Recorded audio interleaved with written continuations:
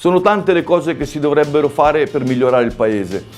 Noi abbiamo puntato su creare qualcosa per tenere i giovani in paese, farli divertire, creare un centro anziani dove le persone più anziane si possono ritrovare e non essere isolate. Abbiamo pensato anche alla pulizia delle strade, alla sistemazione delle strade, alla sicurezza del paese. Sono tante, ma 3 minuti non sono sufficienti per elencarle o spiegare esattamente tutti i passaggi giusti.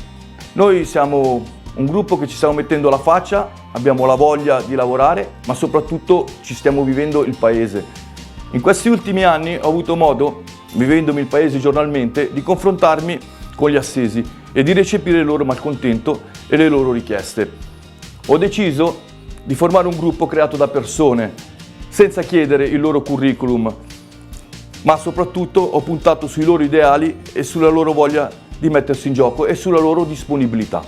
Non siamo qua a offrirvi o a promettervi cose estrose o irrealizzabili. Non abbiamo fatto la classica lista della spesa, abbiamo evidenziato dei punti e vogliamo e crediamo di concretizzarli nei prossimi anni.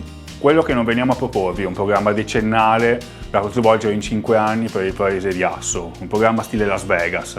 Quello che noi proponiamo è un rapporto più realistico, più pragmatico magari, calcolare le vere potenzialità del paese e cercare di amministrare e ottimizzare quello che già abbiamo e recuperare soprattutto il rapporto tra cittadini e amministrazione.